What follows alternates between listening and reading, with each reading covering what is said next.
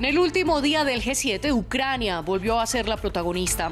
Los presidentes de las 7 naciones se reunieron con Volodymyr Zelensky y le reiteraron su respaldo a Kiev en medio de la guerra con Rusia. Tenemos reporte desde Hiroshima.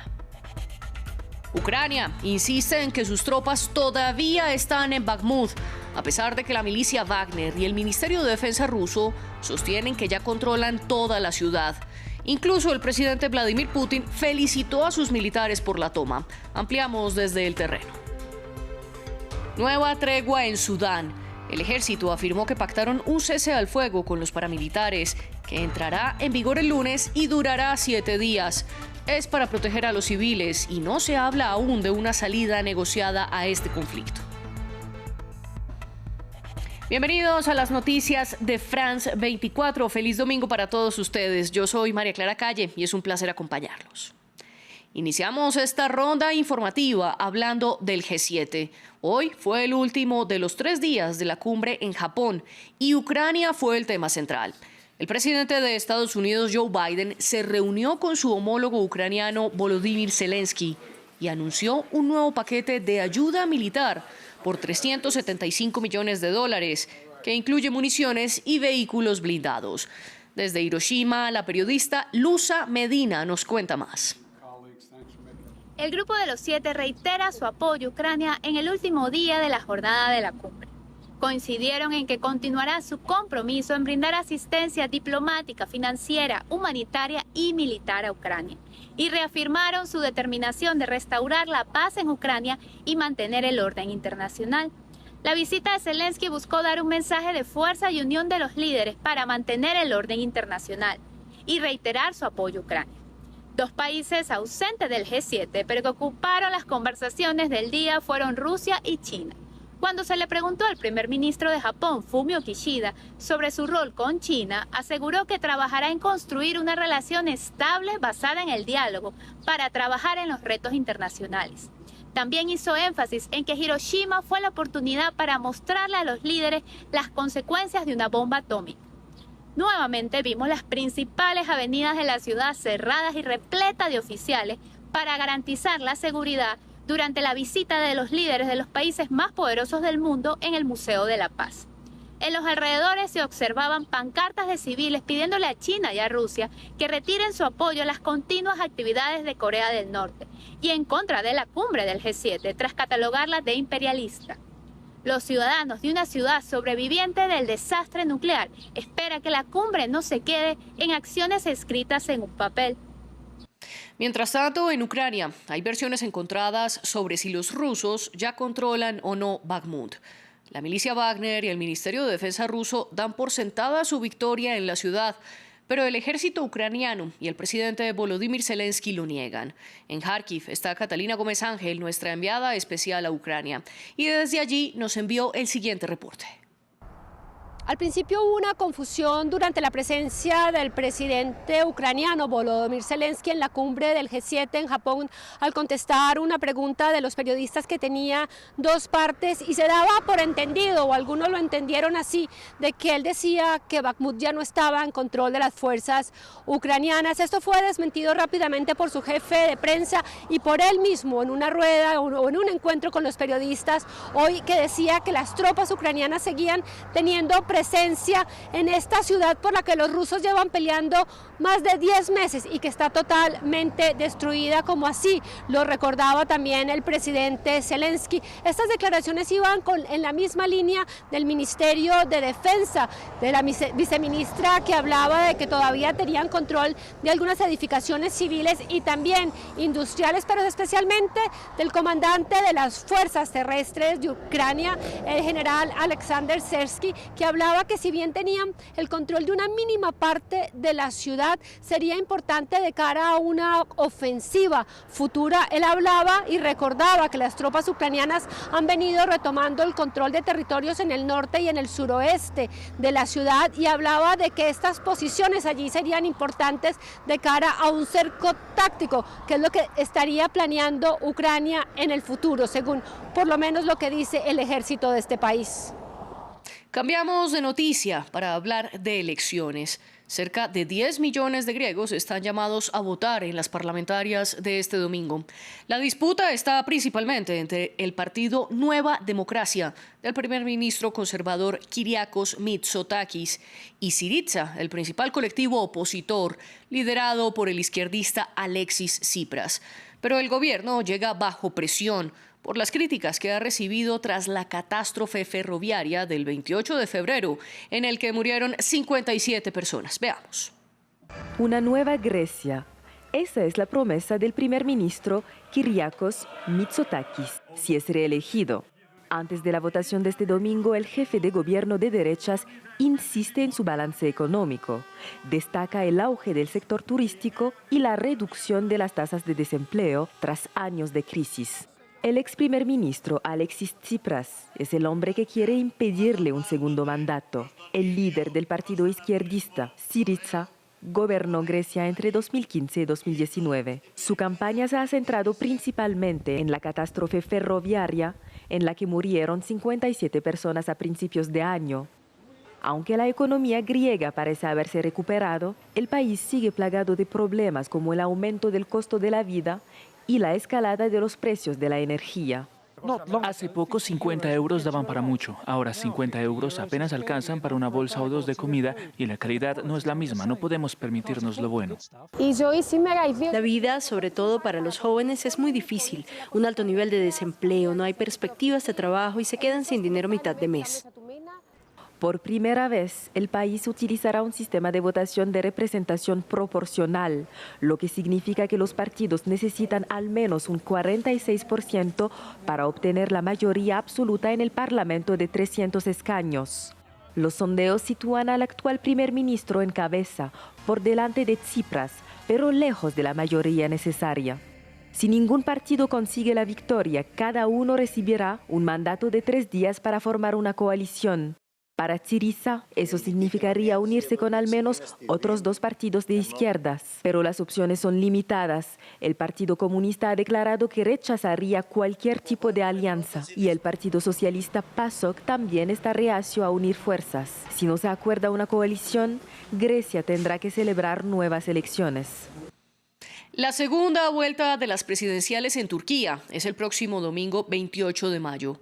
Los kurdos, que representan el 20% de la población del país, están en el centro de atención de los candidatos, mientras el actual presidente Recep Tayyip Erdoğan intenta atraer el voto de la extrema derecha y los nacionalistas. El opositor Kemal Kılıçdaroğlu tiene mayor respaldo en Diyarbakir. Esta es la ciudad de mayoría kurda más grande del país y ha sido el epicentro del conflicto entre el Estado y los separatistas kurdos. Nuestros corresponsales fueron hasta allí 8 días antes de las elecciones. Esta es la historia. En Diyarbakir, ciudad de mayoría kurda, el principal candidato de la oposición, Kemal Kılıçdaroğlu, obtuvo uno de sus mejores resultados, con un 72% de los votos. Y sus partidarios aseguran tienen esperanzas para la segunda vuelta. Habrá otra vuelta, estamos poniendo banderas en las calles. Veremos qué pasa. Ganaremos si Dios quiere. Las elecciones están en la mente de todos y con una tasa de abstención superior a la media nacional, estos jóvenes votantes animan a todos a depositar su voto el próximo domingo. El principal objetivo para nosotros en el Kurdistán y en Turquía en general es crear condiciones para la democracia, para no estar nerviosos todo el tiempo, para no tener que pensar en nuestra supervivencia todo el tiempo.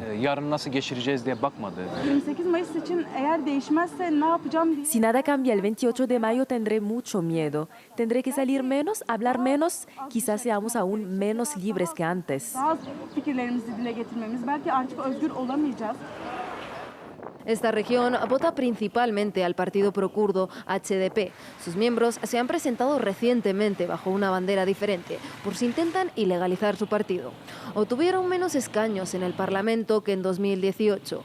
Ahora este partido de izquierdas debe pedir a sus seguidores que voten a un candidato que ha dado un giro brusco a la derecha. Devolver a los sirios a su país, eliminar la amenaza del terrorismo, promesas que suele hacer el partido gobernante contra los militantes kurdos.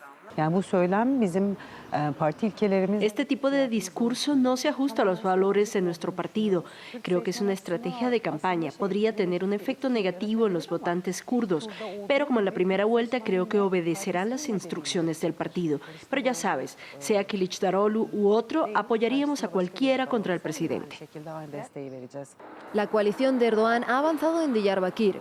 El AKP en el poder formó una alianza con un partido islamista kurdo, el UDA-PAR. Ninguno de sus representantes locales accedió a hablar con France 24.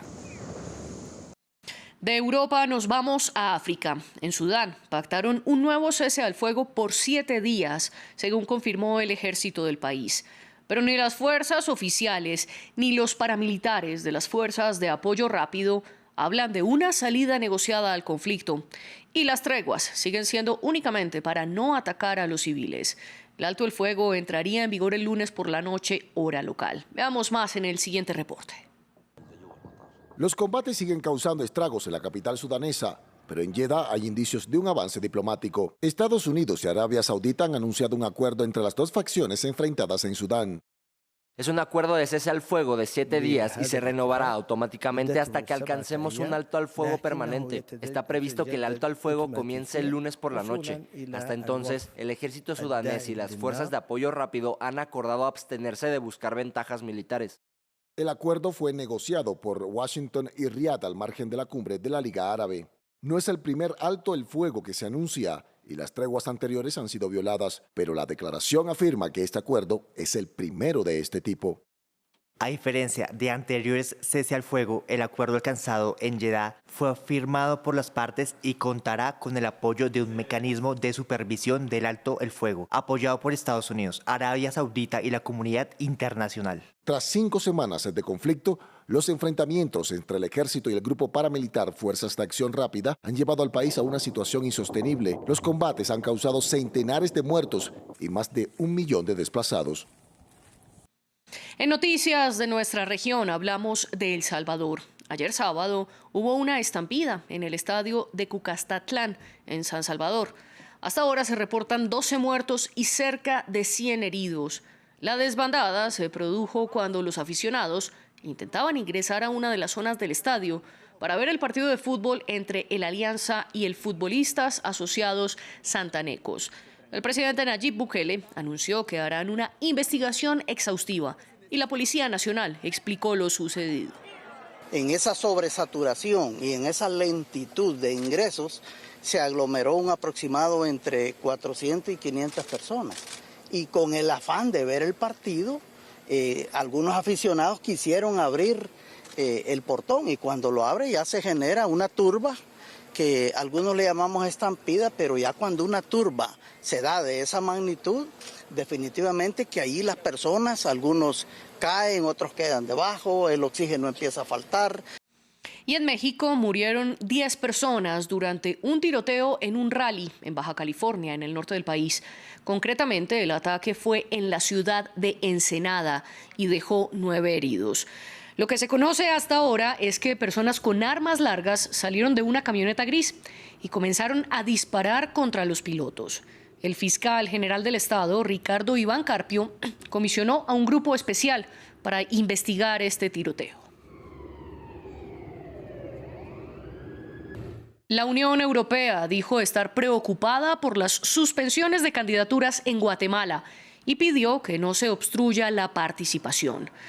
El país elegirá al próximo presidente del 25 de junio y quien lidera las encuestas por ahora no puede ser candidato. El 19 de mayo, el Tribunal de lo Contencioso Administrativo suspendió al empresario Carlos Pineda porque su partido, Prosperidad Ciudadana, cometió presuntamente irregularidades en la asamblea en la que proclamó a sus candidatos. Pineda le solicitó a la Corte Constitucional que revoque la suspensión. Ya estoy siendo perseguido por el Estado. Estoy siendo acosado por el Estado. Estamos en vísperas de una dictadura. Estamos ya en una dictadura. Y en una dictadura el pueblo es oprimido. Pero eso es lo que no queremos en Guatemala. ¡Queremos libertad! Así llegamos al final de las noticias en France 24. Pueden consultar más información en nuestra página web france24.com y dejar todos sus comentarios en nuestras redes sociales, donde nos encuentran como @France24_ES. Nosotros volvemos en minutos.